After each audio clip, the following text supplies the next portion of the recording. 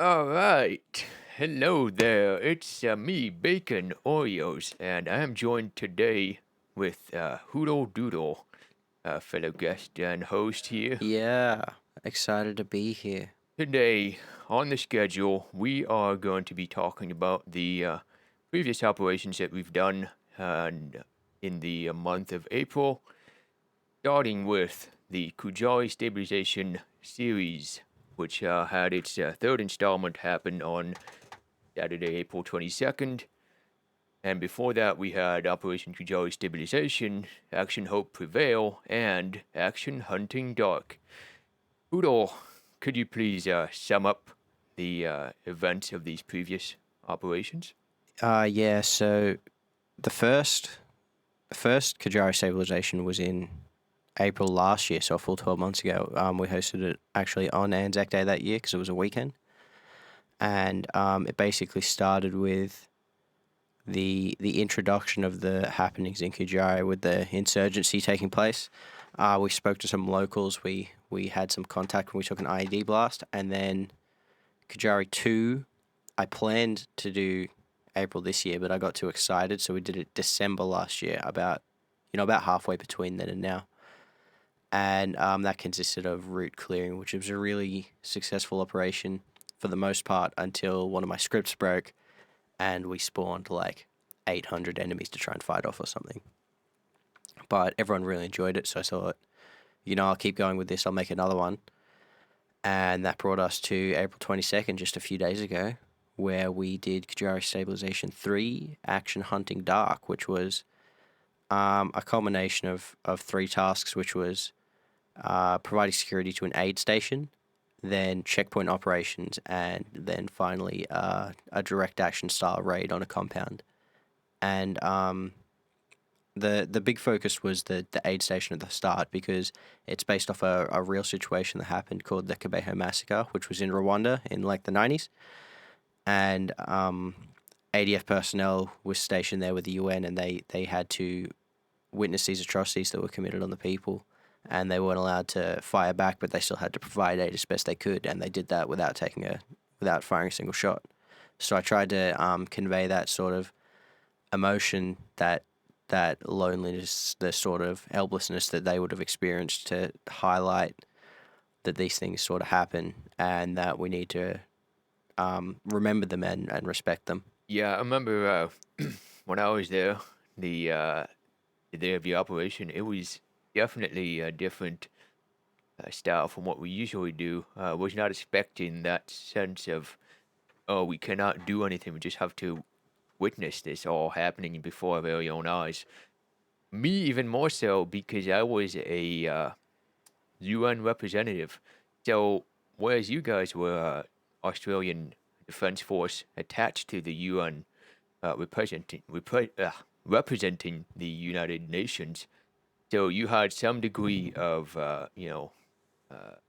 rules of rules, fuck, rules of engagement that limited the Yeah. way you had to behave. But I, as a UN representative, had even more restrictions. I was not able to fire unless fired at or hit specifically. So I just got to witness the first stage of that situation, and then witnessed the second stage when the rest of the Australian Defence Force did their retaliation. And I was just standing there watching the whole thing happen, trying to tend to the AI civilians. Now, Kujari in general is a very, very interesting and immersive experience as a campaign. So I have to ask, what motivated you to create the Kujari Stabilization series? I'm really into world building. World building is something that really interests me when I can make a storyline that sort of fits an area. And I obviously didn't create the Kajari map, but I feel like I've created a completely separate identity for the FOD squad for that map, that everyone that joins the FOD squad will see that map as I think will see it as sort of, my world. Yeah, that sounds a little like blowing smoke up my own ass, but that's sort of how I feel. and I already wanted to make an ADF sort of operation because obviously I'm Australian. I'm very passionate about that sort of thing. So I saw Kujari on the workshop and thought, oh, that's a really good looking map. I wonder what I can do there. So I thought about, what kind of operations has Australia participated in the past, especially in the African region, which is things like Rwanda and Somalia, which is generally that developing country providing aid to that as best as they can, and most of that took place from the 90s to the early 2000s. So I thought that really is the best time zone. That's the most iconic time zone with that jelly bean camouflage pattern that we don't have anymore. And I kind of just built it from there, built it up from the ground. Yeah, that's beautiful. Speaking of building up, how did you organize your process of building the missions for Kujari? The first one was kind of just throwing stuff together, what would be cool. The second one had a little bit more planning, and then the third one was a lot of planning, which is even less planning that's going to go into the finale, the fourth one. But the big thing that sort of separates these ops from everything else is the op ords that I write.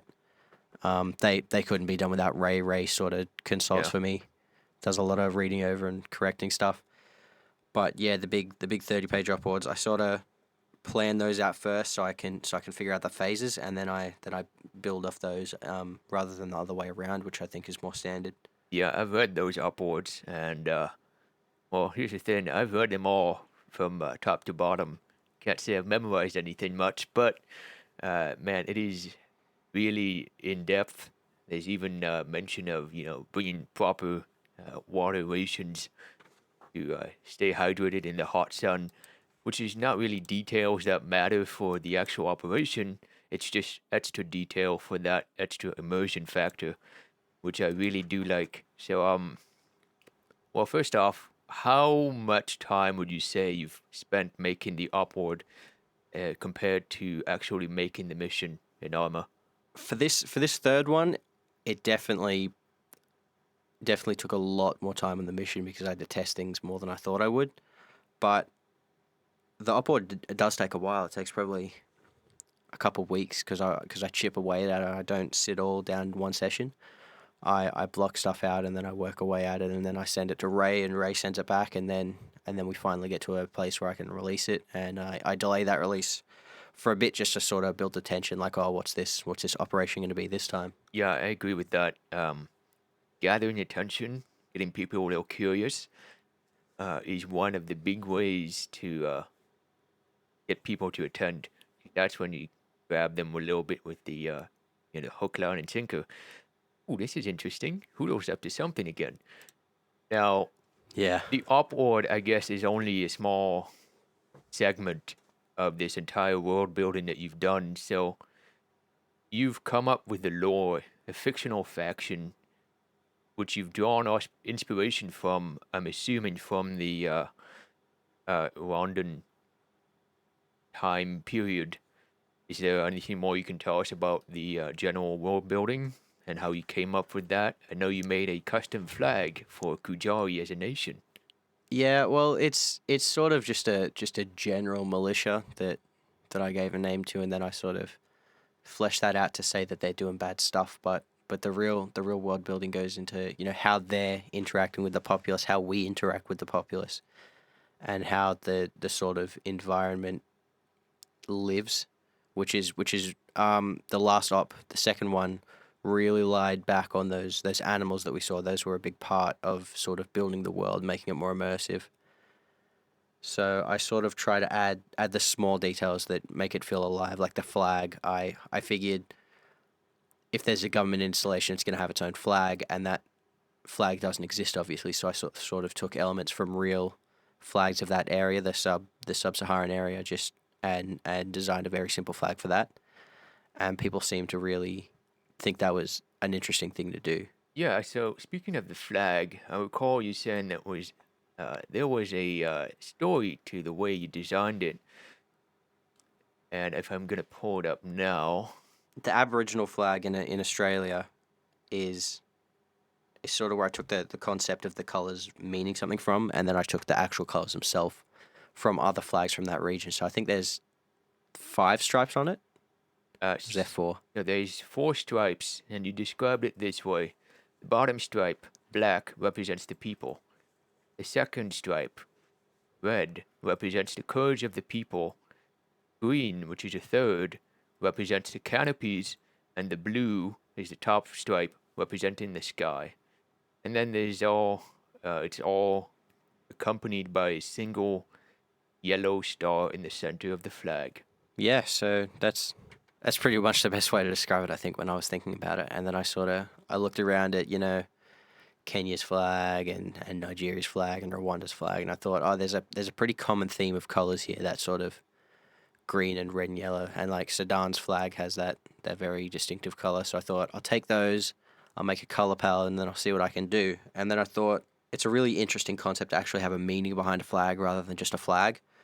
And I thought about that Aboriginal flag where the black represents the people and the red represents, I think, the earth on there, and then there's a yellow circle in the center which represents the sun. So I can sort of take those concepts and extrapolate them to fit my need. Yeah, it's beautiful. I like that aspect of, it's true to life. It's drawn inspiration, but from a logical source, and that's what makes it more immersive in a way. I would like to ask you one thing, because during the Kujari 3 op, or more towards the end, we had a very solemn moment where you were explaining how the Kujari series meant a lot for you as a Australian, because the Australian Defence Force and the Anzac Day is considered a pillar of Australian nationality. And so I would like to ask you this question. What is one main takeaway do you think people should get from this series? That's a hard question. I think the big thing is, to sort of understand that we play this game, we have fun, but these things really do happen, and the people that experience them come home, and you've got to sort of remember that some people don't come home, and people only live as long as you remember them, so you've got to try and remember them as much as you can, and really just give some respect to the people that sign the dotted line to protect, for me, the country that I live in, because I really appreciate that, and I can't give thanks enough, and I sort of try to, in some way, represent Australia and the ADF, the Australian Army, in the game we play, to sort of give advocacy to the fact that even our American friends and our French friends and all of our international friends have been supported by Australia since colonisation, and just to remember us that when the chip's down, we'll be there. We'll be your mates. Yeah, this is a very personal message, I would say. It's definitely something that you care about. And I'm really glad that you were able to put that into gameplay as a way to spread your message in a way. Which is, it's a nice medium because it's a medium that we, as the players, understand. Yeah, I think it's a medium that a lot of people connect with. So if you put it in a presentable way, it's easier to connect with. So I sort of present it that way. Yeah, definitely.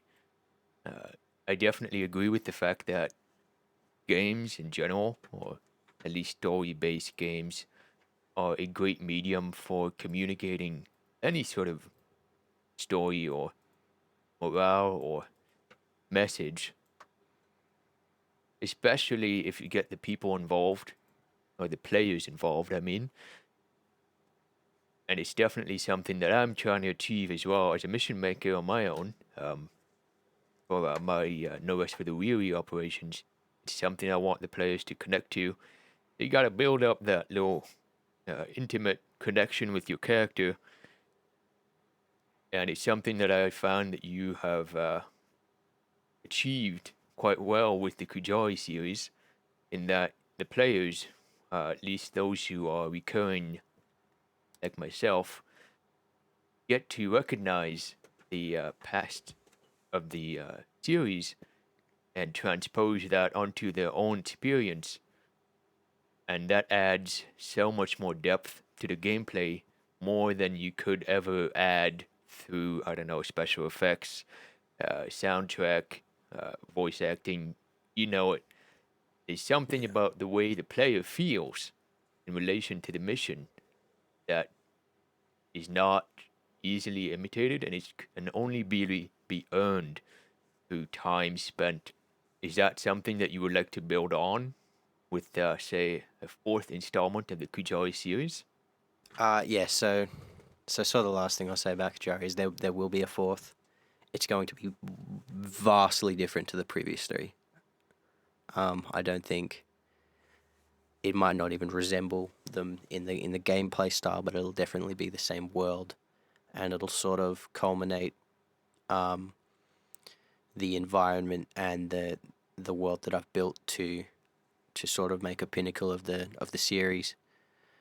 Um, and there will be teasers soon, so the little soon emote, one of those. Yeah, I definitely look forward to that, especially since each episode thus far has been so incredibly unique, with different vision and mission taking place each time. And I, as a player, have had to swap out roles multiple times, which is one of the best things I'd say about the series, is being able to swap out, become someone else in the same world, going from being one of the regulars on an M113 to being a cameraman for Eastern Post News, and then going on to become a UN representative in the third installment. So I look forward to seeing what we get in the next episode, and I really do believe that it's going to be awesome. Yeah, I think becoming someone else is sort of a common theme between my main series and your main series. No Rest for the Weary. It's sort of a bit of a Venn diagram where we cross over. Making a story in the world instead of just a single operation. Yeah, No Rest for the Weary, I would say, is even more so about becoming someone else, uh, because my intent during the missions uh, was to give the players a character to study and become and impersonate. I had this character background sheet created during the sign up so that people could, or the players could, figure out who they were going to play and how the player behaved. Hopefully, bring that into the gameplay and add a little bit of spice to the gameplay in general. Well, you've almost completely transformed Armor because rather than most operations where it's purely a gameplay experience, yours is very much more a cinematic experience. It almost feels like playing a role in a movie rather than playing a game, which is super interesting. Yeah, I appreciate that. This is the way you perceive it, because that is the way I want it to be perceived. And yeah, it being cinematic, I would say I had a lot of uh, inspiration from movies that I watched in during the development process, games that I played during the development process, and well, that's pretty much it already. Oh yeah, also during the I guess the sales pitch, when I announced that I was working on something during a uh, battle staff meeting, I said, "Imagine you're in a movie, but you're actually playing it." Now, Yeah. I'm currently working on No Rest for the Wicked, which is the sequel to No Rest for the Weary, and a lot of the functionalities and features that have been developed for No Rest for the Weary will be ported over, which is going to simplify a lot of aspects of the gameplay. The only reason it's taken so long now is because I want to add new features, which are not exactly so easy to implement with limited scripting experience like I do. And it also includes a brand new self made building, which is going to be the principal set of the operation. And I would like to steer the conversation in that direction now about making a 3D model of a building for Arma and just how much work it is, because it was quite the roller coaster for me to get to the point where I can actually get something to work in the game. And it all started with a random ass project that I had at one point where I wanted to recreate a Rainbow Six Siege map, but port it into Arma and see if I could even make a building in the first place. So I tried making the map Chalet from Siege, making a very rough building in a 3D model in Blender, then porting that into Object Builder, figuring out the scripts to make it work, figuring out how to apply textures, how to pack the PBOs, how to make the doors work, and a host of other things. Now, Arma 3 Object Builder and the rest of Arma 3 tools are built on the Real Virtuality engine, which is, I believe it was made in the early 2000s, and At least therefore 20 years old, I reckon. you can tell that it's a bit rough around the edges to use, and it's very labor intensive, but I'm glad I was able to make it work because it's really something I care about, and I wanted to give the players a new environment for this new No Rest for the Wicked operation. Now, Hoodle, you have made custom uniform textures. You have retextured uniforms as well for Armor, haven't you? I did retexture uniforms once, just very simply. It's just color touch-ups, but I haven't worked a whole lot with the armor retexturing tools, only to import the flag and stuff like that. But I definitely resonate with the woes of importing things, and making a 3D model of a building in general is hard, especially with the limitations of the armor engine, because that sort of generalized game development workflow doesn't really apply to Armor. You have to encode things by hand and import things and re-import things until they work. So you can't just make the model and drag and drop it like a regular game engine, which is incredibly frustrating, I can imagine. Yeah, so one of the, I would say, the process of making the asset and importing it into the engine and making it work is not so painful as much as it is to try and find the documentation that explains how to do it, let alone a tutorial, a video tutorial that explains how to do it. Because there are so many different facets to making a single asset that it's not even funny. There is, I mean, obviously you have to make the model, but that's only one thing. That's just the visual model. It's what you see. But then you have to make a copy where you have the LOD for collision. You have to have a second collision LOD for geometry. For physics simulation. Then you have another LOD for shadows simulation. Then you also have an LOD for actual fire geometry, which means you have geometry that detects when your bullets impact the object. And you need memory points, which are what you use for animating parts of the model. And it all relies on this system of making named selections, where you select parts of the model, you name them, and then they get, according to the naming conventions, they get called in the script config file that you have attached to the model, which is basically what dictates what happens with the 3D model.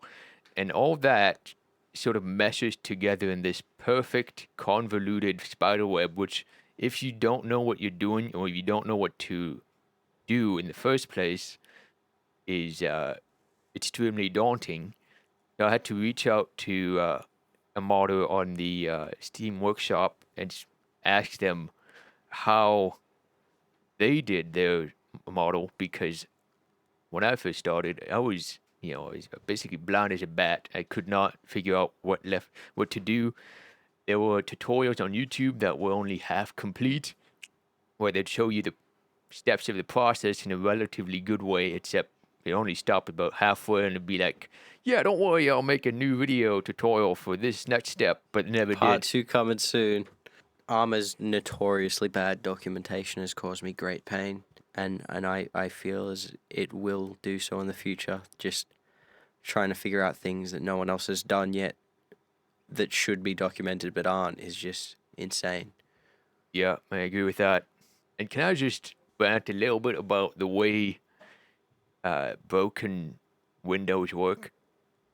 In order to make a window breakable, you have to create a cloud of memory points, which essentially act as hit points, basically. And you have the fire geometry, which, from what I understand in the documentation that there is, basically the fire geometry serves as this shell that determines whether the bullets actually hit. And then, if the bullets does hit, then we have these clouds of little memory points, which essentially serve as like a point, and then whatever radius around it acts as a sphere that'll detect if a bullet gets near that point, and those hit points determine where the damage is taken and how much damage is taken. And then there's some SQF scripting magic that I have not understood yet that goes into making the window selection actually break and then hide. And there's like, particle effects. And it's one of those things. It's like a Pandora's box where you found out so many things that you can potentially do, but the more you learn, the more you realize that you don't know. It's over my head, that's for sure. You're a madman for attempting it. Yeah, I don't know why, but man, I really, really wanted to make my own building for this op. Yeah, it's one of those things where you start it so you feel like you have to finish it. Exactly. Well, I look forward greatly to seeing the building. I've already had some sneak peeks behind the scenes, and it looks fantastic. Yeah, I think we'll put a little sneak peek in the on the screen right now, and move on. Ooh, it looks so good. Yeah. And then move on to the next topic on our to-do list here, which is getting people to join ops in general. The great struggle. Yeah, so, and that's one a question that maybe not limited to Arma itself. It's more of a not philosophical, psychological question, which is how do you get people interested in your stuff? It's, I guess, a business question, in fact. And yeah, it is a challenge, as many of us in the community have figured out when we're trying to get an op going and we try to get people to join. We're like, hey, I'm doing this op. Here's the sign up and all that. And then, only like one or two people will show up. And I feel like a big part of it is, well, UselessFodder is he's a streamer. He does ops every Saturday. So a lot of people are only really there to play those ops. Anything other than that will sort of get, not ignored, but it won't be as enticing. Now, one of the things that I've Yeah, you definitely get more people when FOD plays. Yeah, exactly. Yeah, one of the things that I've come to realize is ambition is sometimes a bit of a weakness because you can imagine this beautiful op in your mind with lots of people and, I don't know, like a giant battleground with lots of people, many squads. But that's going to be a challenge in and of itself, especially so if the mission relies on player attendance. And it's something that I've come to learn and plan for in making my ops, where I scale them so that only a very small amount of people are needed for it to work.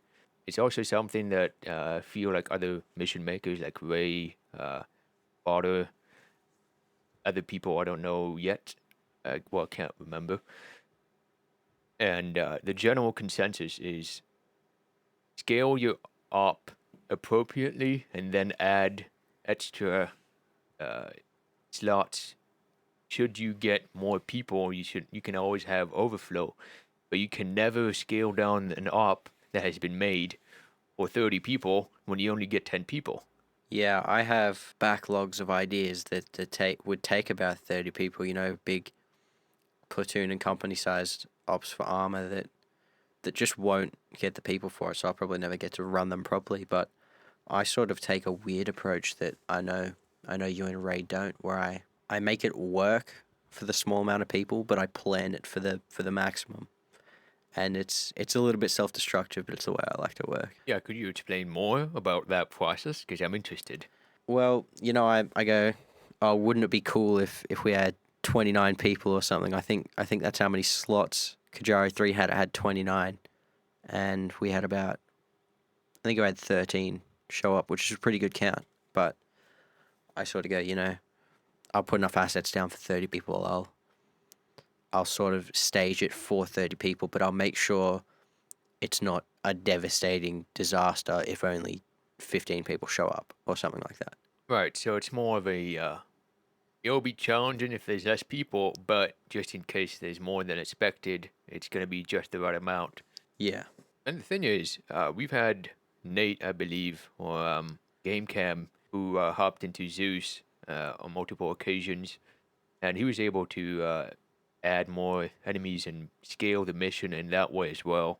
So that's kind of a failsafe as well, is having someone volunteer Zeus, which, if you can find someone like Nate who will willingly do it for you, is a great way to keep the operation manageable, no matter the attendance on the day of the operation. Yeah, I think you can always add more enemies with Zeus, which is a thing. So if you don't put enough down, you can easily add more, but it's a lot harder to take them away without the players Yeah. noticing.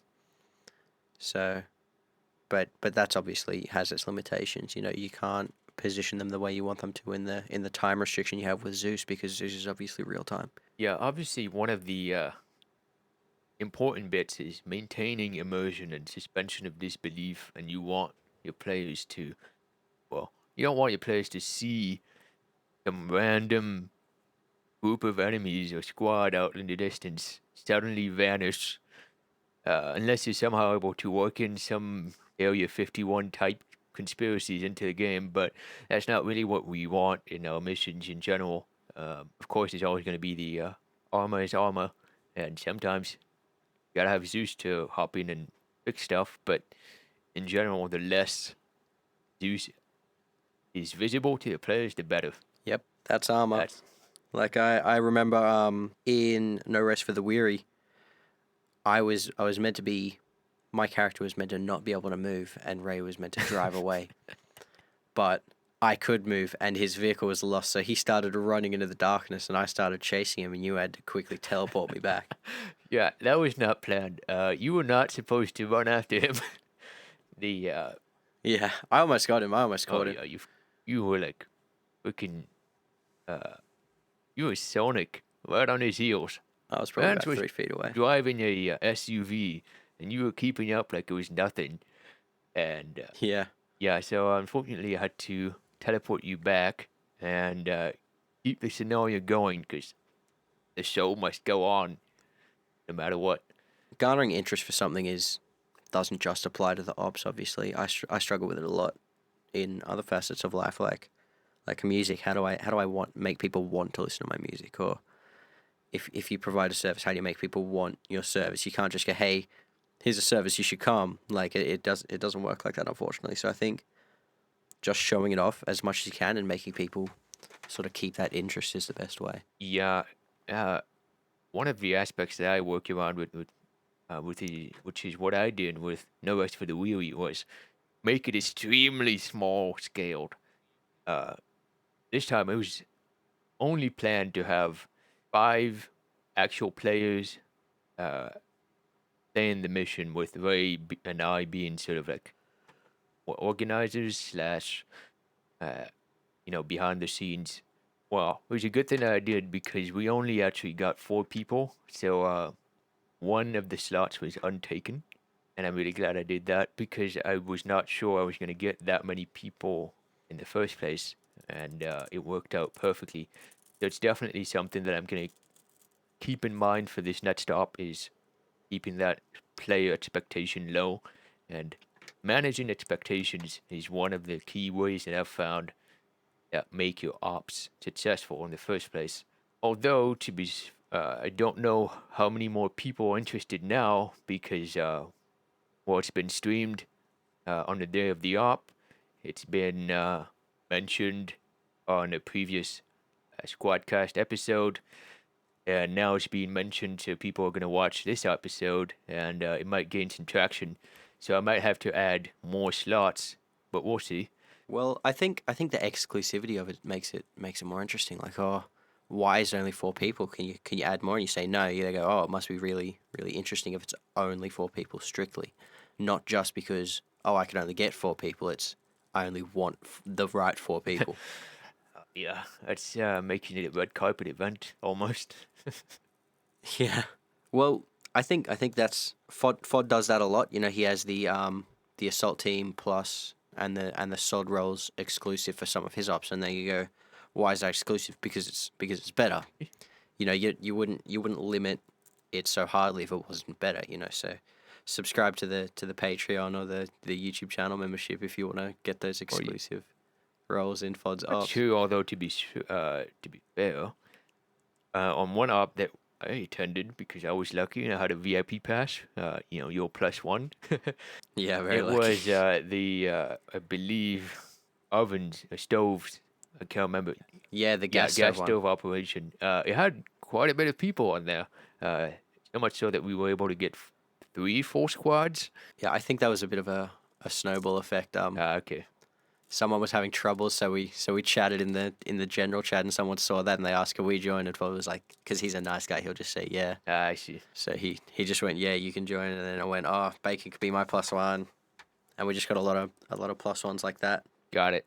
But Fod's Halo up, the Spartans were the Special Operations Division. You know, they were exclusive roles, and it was way more fun to be a Spartan. So, you know, adding that interest of exclusivity is something that makes more people go, oh, why is it like that? I'll have to go to see. All right, I guess it makes sense to have that sense of FOMO, and I'm not even talking about it in, as a marketing tactic, but more of a just getting people to attend. Sometimes FOMO, or fear of missing out, is quite a powerful tool because, well, if it's so exclusive and I don't nab my slot right now, someone else might take it, and then it's gonna be taken, and wham bam. Yeah, and then you're gonna miss out on the cool Exactly. ups. So it is definitely a useful tool to have in the toolbox. All right, I think we better show this showcase. Right, so now we're gonna move on to the showcase section of this episode of the Squadcast.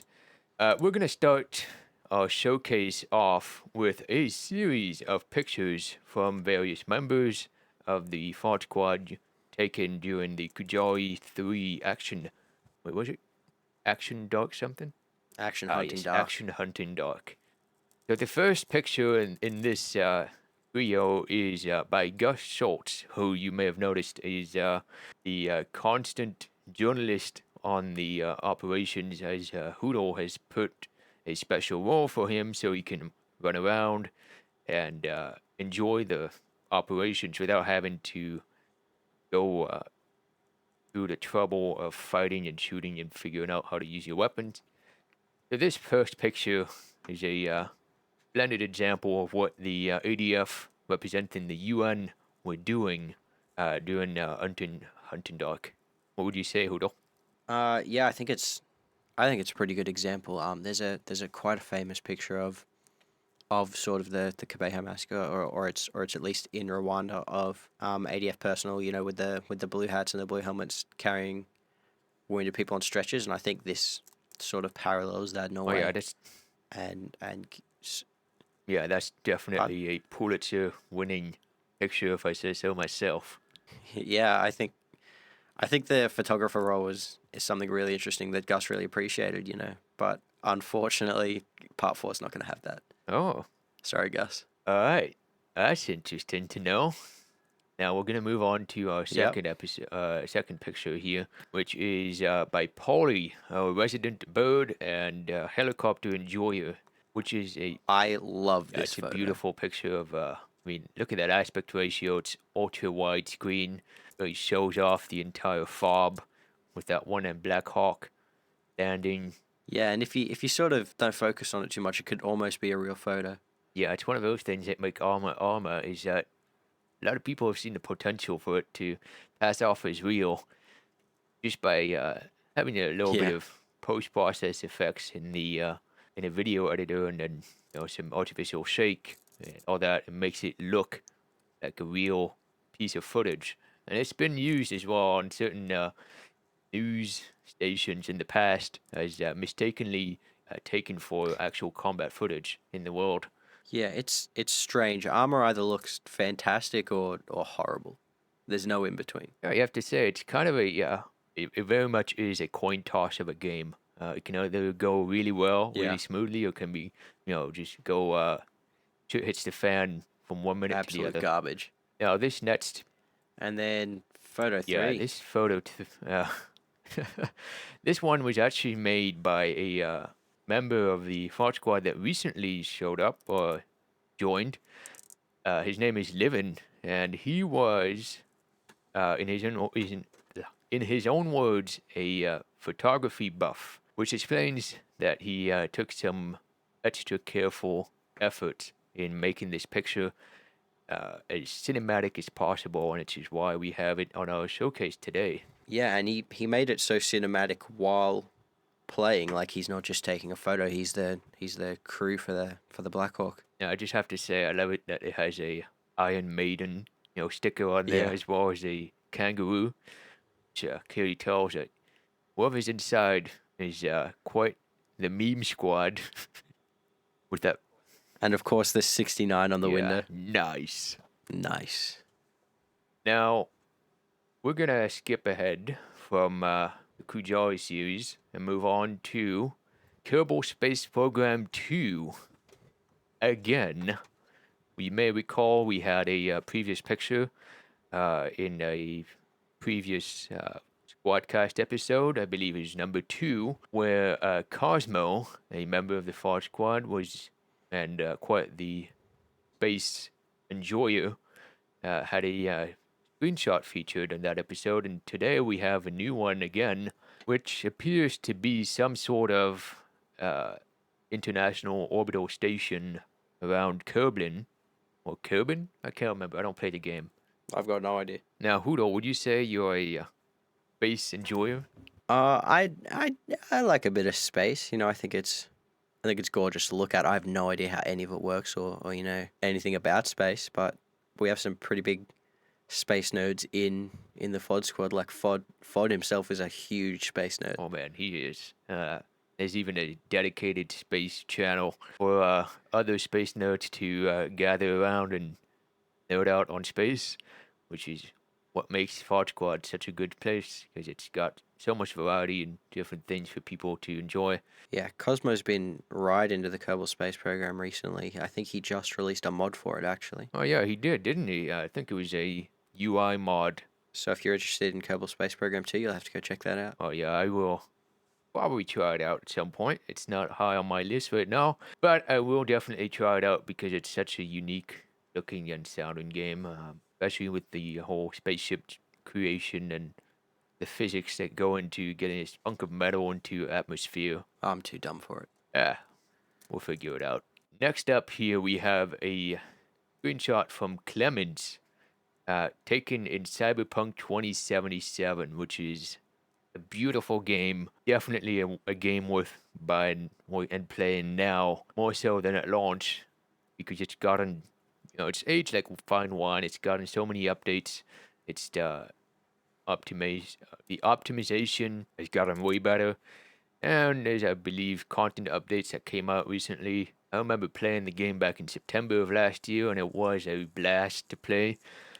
The story is so immersive, and it is one of the main sources of inspiration for my Arma Ops, because it showed me how much you can make a game immersive and enjoyable to play.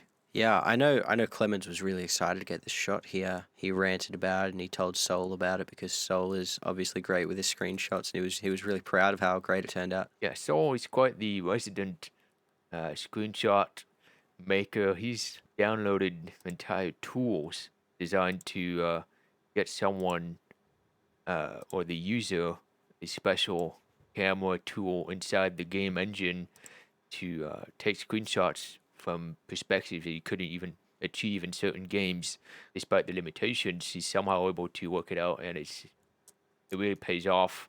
And he's also got such a nice eye for lighting. And he gives great advice. Wouldn't be surprised if Clem got some advice from Saul here. Well, speaking of Sol, if we skip forward a little bit, we've got a shot from him.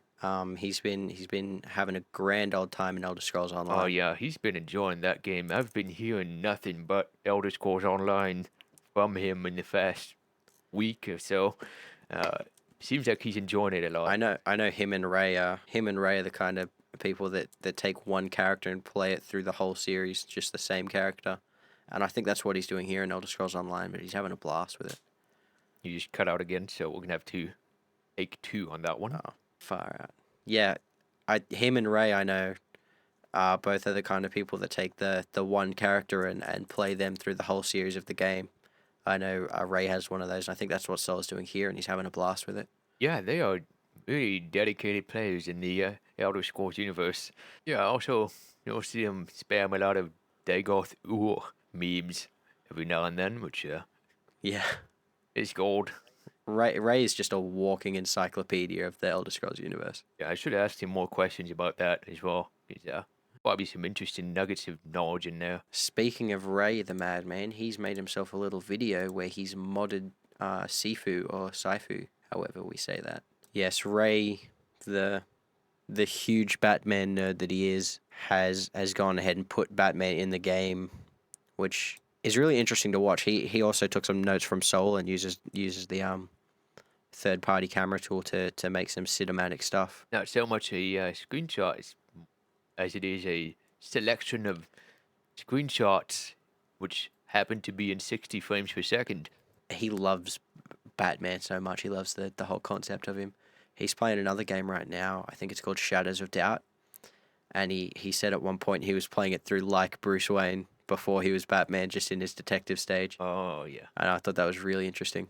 Yeah, that's amazing. But it's some beautiful shots he's got here of Sci-Fi. Or as much as he knows about Elder Scrolls lore, I wouldn't be surprised if he knew about as much in the Batman lore.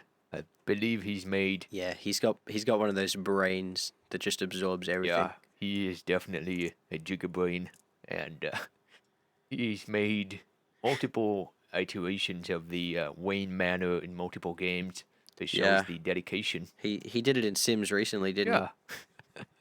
Now, moving on, we have a screenshot from Gure, which was taken in War of Rights, which is, I believe, a American Civil War centered game. Kind of like Postscriptum, although it's definitely got its own vibe from what I can tell. Yeah, I've never seen War of Rights except for a few small clips, but this is definitely a nice shot regardless, especially with the sun coming through the smoke. Yeah, I'm a big fan of the way the lighting interacts with that gun smoke there. It's also the coordination between these players to get a nice line set up. It's a beautiful example of field warfare from the olden times. Yeah, I'm not sure if they're players or bots because they're very, very synced up, and you don't often see that with players. I have a tendency to think that they are players because, from what I can tell, this game is basically run by clans at this point. The public player base is barely existent. It's pretty much just organized clan matches that happen nowadays. Organized clans who probably do their own drills and training sessions to get those nice rank formations done. Interesting. Scarecrow, always making the best armor screenshots that I've ever seen.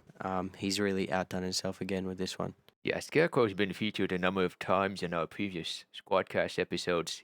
His screenshots, well, I should call them compositions at this point. They are always something to see. They're beautiful eye candy, and they never fail to impress. Yeah, he does put a lot of effort in his screenshots. Yeah, especially with these assets. I'm not sure where they're from. They look sort of Mass Effect-y, but It's interesting how you can get these results in a game that has nothing to do with space. Yeah, it's funny. I don't know how he's able to get that space skybox with the ships and the lasers in the background there. And of course, just the lighting is gorgeous. Yeah, yeah. I love the way you can see the blue halo of that hologram. That screen or something, yeah. Yeah, just shining on those dudes' faces. Yep, some great shots this month. Now, in the very near future, we've got some very interesting ops coming up. Yeah. So coming up, we have a op, much anticipated op from Ray, taking place in Tanoa with the U.S. Special Forces Green Berets, which is summarized like so: an uprising of traditionally oppressed Chinese diaspora has destabilized the southern Pacific island of Tanoa. So, the United States Army sends in 12 soldiers to liberate the country, and this whole operation will be about working alongside the local populace. Players will have to gain the trust and respect of their partner force, and incorrect handling of the situation can lead to total mission failure, as well as the early end to the op series, which are quite interesting odds. Not something I've expected. Usually I would have made it so that even if something fails in the op, there would still be some way to make it work out and have a sequel, like you did with Kujari 2, which was somewhat of a failure from our player's standpoint, but somehow you made it work out. Yeah, from a tactical standpoint, it was. Yeah. However, Ray seems to be going the other route, which is basically telling the players, don't fuck this up or it'll be over soon.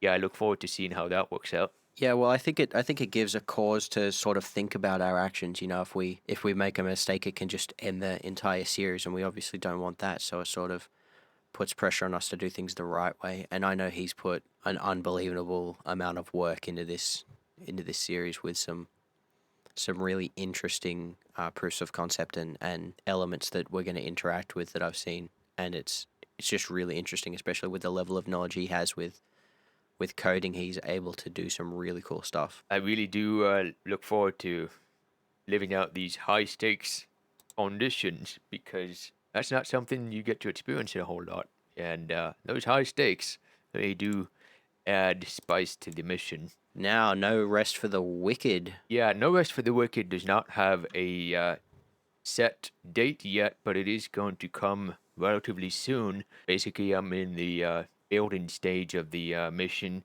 which should take less long than the previous episode because a lot of stuff has already been figured out for me by me as well in the past. Hopefully, it'll be happening soon, although no date has been set yet. I am quite confident. I guess we should close this one. So this has been another Squadcast episode with me, BaconOreos, which you can find in the FoddSquad Discord server. You'll be finding me pretty much anywhere. Well, when I'm active at least. And we have Hoodle here with me. Yep, and I've been Hoodle. I'll probably be there to greet you once you join in the Discord as part of our integration team. Make sure to click that link in the description, and remember that UselessFodder does have a Patreon if you want to get into those exclusive roles and operations we were talking about.